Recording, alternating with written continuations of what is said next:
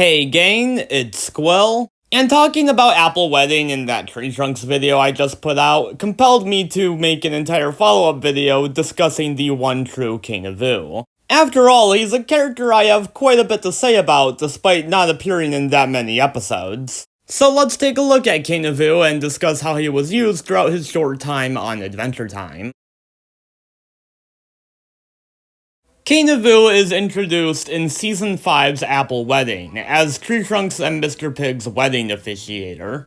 As discussed in the Tree Trunks video, TT worships the hell out of King of Vu. So much so that she's literally willing to be his servant. And King of Vu just being here is enough to reignite PB's rivalry against him. We don't really know anything about PB's history with King of Vu, but it must be pretty bad considering how much she hates the guy. I mean, she literally breaks into his Zeppelin to try and find dirt on him. And when she doesn't come up with anything, arrests him solely because she doesn't like the guy. Kinda crazy considering this is his only appearance in which he doesn't really do anything wrong. But for the record, I'm not convinced that King of Vu is actually a king of anything.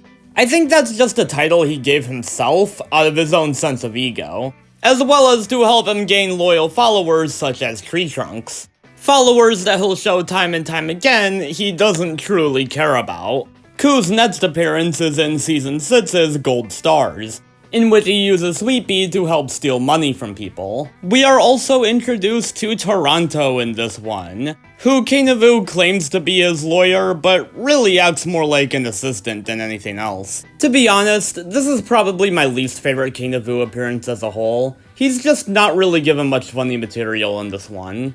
Although we do get another instance of him being backhanded towards his supposed followers, as he threatens to burn down Tree Trunks' orchard if Sweet Pea doesn't join them permanently. I wonder how Tree Trunks would have reacted to this. This triggers Sweet Pea into unleashing his inner lich, horrifying Ku and Toronto into leaving him alone. We don't know whether or not King of Vu experienced any sort of trauma after this event. However, we do see him apologize to Sweet Pea in Hot Diggity Doom. And speaking of which, this is his last major appearance before his arc from the end of Season 6 to midway through Season 7. As in Hot Diggity Doom, we see King of Vu campaigning against PB for Princess of the Candy Kingdom. As any good politician would, he blatantly makes things up about himself and his opponent. But this of course works on the Candy People, as well as briefly Jake. Though this of course isn't helped by PB choosing not to campaign at all. As a princess, I feel as though King of Vu represents everything that PB isn't. Whereas PB is a nerdy shut-in, King of Vu is flashy and flamboyant. Where PB puts her citizens above all else, King of Vu is only in it for himself. Where PB is an absolute control freak when it comes to her kingdom, King of Vu adopts a laissez-faire sort of attitude. Where PB will send Finn and Jake on important quests either for the kingdom or her scientific pursuits, King of Vu will have the pair do absolute nonsense that only benefits him. Speaking of which, in Bonnie and Eddie, Finn and Jake are officially pronounced as King of Vu's knights, complete with flashy armor that Finn and Jake both take issue with at certain points. Obviously, the main appeal of this arc is the character growth it gives to Bonnibel. But it would be remiss of me not to mention just how hilariously incompetent King of Vu is as princess. His complete self-serving, capitalistic arrogance makes for a really funny first act of this episode.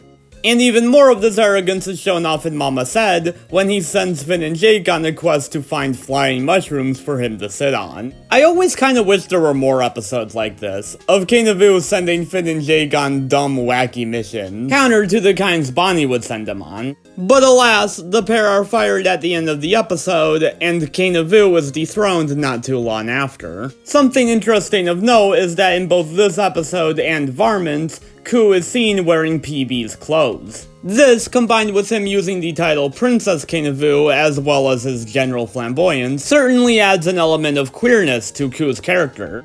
A gender-fluid icon, for sure. Despite Ku's short stint on Adventure Time, would y'all believe me if I said we actually do get a little bit of backstory for him? In May I Come In, upon being threatened by the Hierophant, King Vu reveals that he grew up dirt poor, unable to afford a bathtub, and was often made fun of for it. It's a brief moment, but one that gives him just a little bit more depth. Perhaps his obsession with wealth and flamboyance all stems from the shame he felt growing up in a low-income household. We never see or hear of King Vu's parents at any point, but a part of me wonders if he holds a bit of resentment towards them for this reason. But don't start feeling too sympathetic for him yet, because we also learn in the same episode that he's begun hunting Crunchy for sport. Jeez, between this and the Hierophant, the poor guy really goes through it this episode. At least he gets his win in the end. In Take Her Back, we see the tides begin to shift away from King Vu as the Banana Guards miss their former princess. And then in the Dark Cloud, the Candy citizens all stand up to him, with Crunchy pushing him into fire and usurping him. I do like this moment in a vacuum. Seeing the Candy people all stick by PB is powerful. But it always kinda bothered me how shoehorned the resolution to Bonnibel's arc feels in what should be a Marceline-centric story. I don't mind that Stakes progresses PB's arc. Having the Candy people turn against King Vu is perfectly fine. But PB getting her kingdom back feels like it should have been its own episode, and probably should have taken place later on in the season. Especially considering it gets rid of a character as great as King Vu. Granted, he doesn't die here, as he appears in the montage at the end of the episode as a blob of wax, but it's not like he gets much after this point. We get a short flashback in Reign of Fire in which he marries Tree Trunks and Wyatt, and he attends Ice Thing and Turtle Princess's wedding in the Come Along With Me montage. We do see Toronto one last time in Season 10, Son of Rat Bear. In this episode, he tricks Flame Princess into signing away her kingdom if she doesn't win a rap battle against Son of Rat Bear. I don't know, this is kind of a weird appearance for him. It sort of feels like they could have just used any character here. I also always thought it was dumb how Finn didn't recognize him. Like, come on dude, you literally worked for the guy. I never really liked this episode. For as much as I enjoy King Vu, I can't help but feel a sense of missed potential with this character. Not only is he a hilarious character in his own right, but he also made for such a fun status quo change that I wish was explored more. I don't know, I sort of feel the same way about it as I do the Ice King roommate arc in Season 5. But the fact that he's still out there means that the show can always still do something with him. But anyways, what's your guys' favorite King Vu moment? I'm a big fan of "Tell Bubblegum I wear her nightgown. Tell everybody" in Varmints. But him singing the Money Song in Bonnie and Eddie is a pretty close second. But with that, have a good one and Squill out.